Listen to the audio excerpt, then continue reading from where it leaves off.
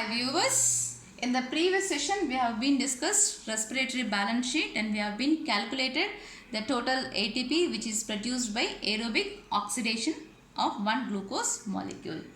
And so these calculations were based on few assumptions, that is all the pathways occur sequentially. That means the pathway which starts with glycolysis and continues with oxidative decarboxylation and then Krebs cycle and then by oxidative phosphorylation. They occur one after the other according to this assumption. They occur sequentially one after the other. Next assumption is glucose is only respiratory substrate which undergoes oxidation. Okay. So as we have seen, through glycolysis the glucose is entering as respiratory substrate. Okay. So glucose is only respiratory substrate which undergoes oxidation. This was second assumption. And third point was NADH2 produced from glycolysis is transported to the inner mitochondrial membrane for final oxidation. That is in the inner mitochondrial membrane for continuing the oxidative phosphorylation. This is third assumption.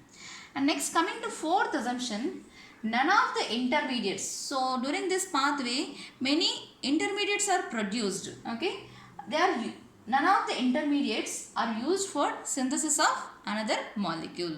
Okay, but this is not valid for living systems. Okay, all these assumptions were not valid for living systems. So later on, the new pathways which were new ideas which have been come into existence by saying that all pathways work simultaneously.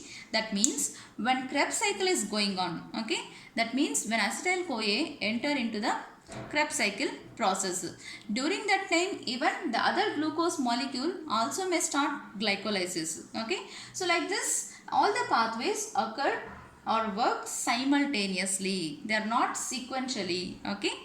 Next, substrates enter the pathway as well as withdrawn from the pathway. That means the substrates, for example, if you take acetyl-CoA, it is entering into the acetyl-CoA. When it is entering into the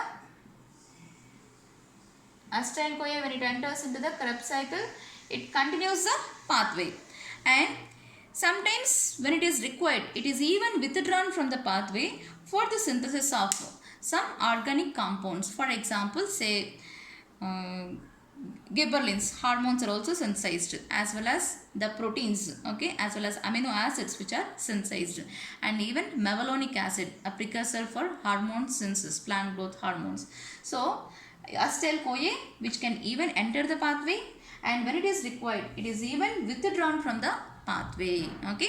Next, ATP is utilized whenever it is needed for metabolic functions which is occurring. Okay, during that time ATP is being utilized whenever it is needed. Okay, and now last, rates of enzyme actions are controlled by multiple means. So we have seen many pathways, okay, complete glycolysis and oxidative decarboxylation as well as Krebs cycle. All these reactions which are catalyzed by enzymes. Okay, each and every specific enzyme catalyzed particular reaction. Okay, so the rate of enzymatic action are controlled or regulated by multiple means. That means they can be regulated by activators.